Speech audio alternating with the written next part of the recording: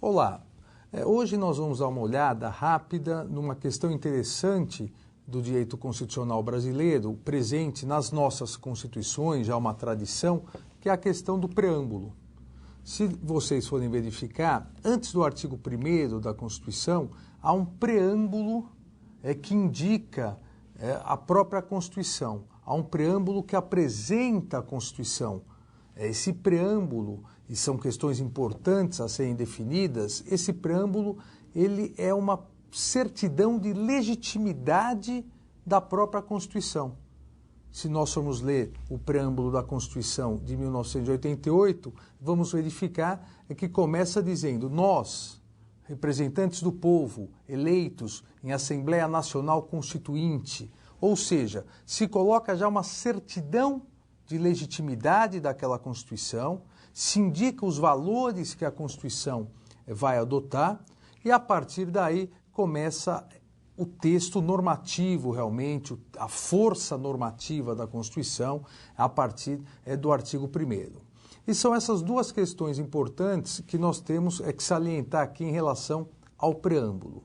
Primeiro, se o preâmbulo faz parte do bloco de constitucionalidade, ou seja, se é possível se arguir a inconstitucionalidade de uma lei, de um ato normativo, em face do preâmbulo da Constituição brasileira, ou se é necessário a indicação de um artigo, do artigo 1º e seguintes. E no Brasil, o direito constitucional entende, a doutrina constitucional e o Supremo Tribunal Federal entendem que o preâmbulo não tem força normativa.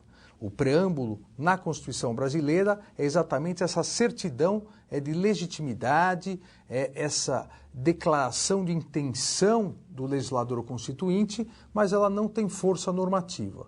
Consequentemente, ao não ter força normativa, o preâmbulo não faz parte do bloco de constitucionalidade, não pode ser apontado como paradigma para eventuais ações diretas de inconstitucionalidade, para eventuais arguições de descumprimento de preceito fundamental, ou seja, não tem a força da supremacia da Constituição. A partir do artigo 1º, aí sim, nós temos hierarquicamente a Constituição como uma norma suprema. O que não significa dizer que o preâmbulo não pode e não deva ser utilizado como elemento integrador da interpretação das normas constitucionais. Ele não pode ser utilizado no nosso ordenamento jurídico como paradigma para declarações de inconstitucionalidade, por não fazer parte do bloco de constitucionalidade, mas pode e deve ser utilizado como elemento de integração na interpretação das normas constitucionais.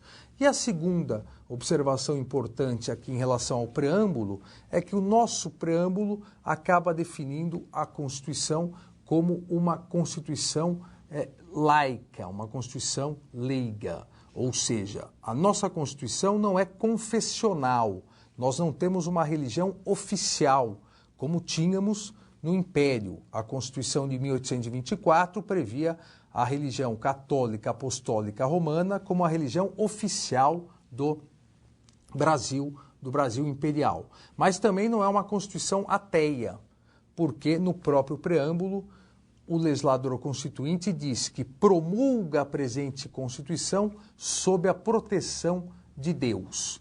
Ao dizer que promulga sob a proteção de Deus, a Constituição coloca que o Brasil, enquanto República Federativa, acredita em Deus. Qual Deus, qual religião? O artigo 5º permite que todos possam optar, quando garante a liberdade religiosa, possam optar entre as diversas religiões ou mesmo entre o ateísmo. A Constituição garante também a proteção ao ateísmo, mas a nossa Constituição é uma Constituição que acredita em Deus. Consequentemente, o Brasil, a República Federativa do Brasil, por força do preâmbulo constitucional, pede a proteção de Deus e acredita em Deus. Não temos um Deus, podemos dizer assim, oficial, uma religião oficial, porque o Brasil, desde o início de sua república, não é mais um Estado confessional.